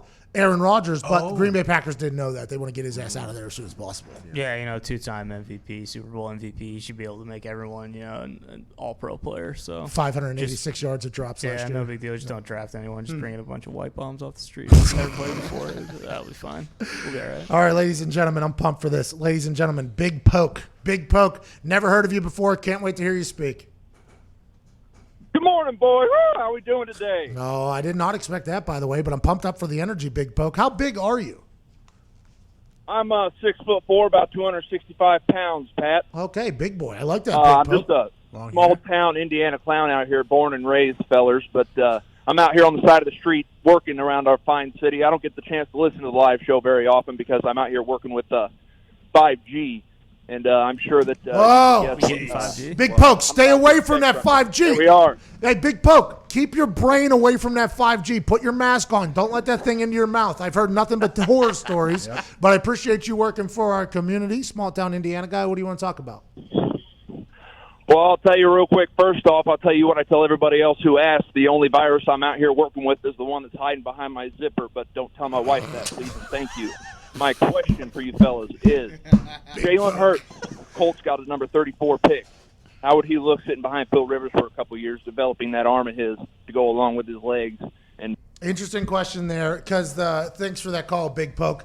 So last night, or this morning, it is alleged that the Green Bay Packers traded up to get Jordan Love because the Colts were interested. We had Chris Ballard on our show yesterday before the draft, and Chris Ballard openly talked about how he feels good about Phillip Rivers and Jacoby Brissett on their team. Now, Jacoby was put into a starting role 10 days before the season started when Andrew Luck retired last year. Then his last time starting for the Colts, he literally showed up, I think, 7 days before the season started. So he's never had a full offseason as a starting quarterback, and he won't have it this year as well with Phillip Rivers coming in. I don't know this story about the Colts trying to trade up to get Jordan Love. It doesn't make all the sense in the world to me, but if they were doing that, Jalen Hurts seems like a guy that you would potentially want to get in there. A lot of similar traits as Jordan Love. He's won a lot more games than Jordan Love. He's been in a lot bigger games than Jordan Love. Maybe they tried to take Jalen Hurts, but our conversation with Chris Ballard did not make me feel as if he wanted another quarterback. They already have too many quarterbacks, and even though some people like Schefter and them say that quarterback is currency, which makes a lot of sense because, by the way, maybe the Packers move Jordan Love. Maybe they get Jordan Love and they trade him and they make a move. That's why they were saying, let's not put the pressure on him of him being the successor yet. Let's not do that stuff. Maybe that's what they're thinking. We don't know. Hey, we don't know what Kuntz's big main goal. What's his name? Gutekunst. Gutekunst. Well, we don't know what he's going to do. We have no idea. But I don't think the Colts are taking a quarterback. I think they need another weapon. But if they do, Jalen Hurts seems like a guy that everybody assumed was going to go in the second round. Maybe it'll be to the Colts. I'm not 100% sure. What do you take Jalen Hurts to be your four-string quarterback behind Chaz Kelly? Oh, I forgot about big play Chad Kelly out there. New England with Hurts might be the move, really. What, are you guys going to have a Taysom Hill package in there for him? Him and Stidham in the same backfield? Jeez. See you in the Super Bowl, boys. You know who you won't see in the Super Bowl? Huh. The Packers. Oh. They're tanking for the next couple of years so Jordan Love can get his time to shine. Are they drafting Trevor Lawrence next year, too? Who, the Packers? Yeah. Packers have Aaron Rodgers, Jordan Love, and Trevor Lawrence in the same quarterback room. Probably burn the second-round pick on Nate Stanley, the quarterback out of Iowa, just in case. Not a bad play. You don't know if Jordan Love's going to hit or not, so you got to prepare for 4 years down the road right now. Well, Friday, April 24th here, day after round one. Big story, obviously, friend of the show, Aaron Rodgers, not getting a weapon last night in the first round. Stabbed in the back. Punched and suckled by the Green Bay Packers. We'll be back at 1 o'clock with McAfee and Hawk Sports Talk. AJ Hawk reacts to what happened last night. He was co-host of the Draft Super Special. Can't wait to hear his thoughts. And if he talked to Aaron Rodgers, we'll find that out at 1 o'clock. Thank you so much for watching and listening to The Pat McAfee Show. You are the best.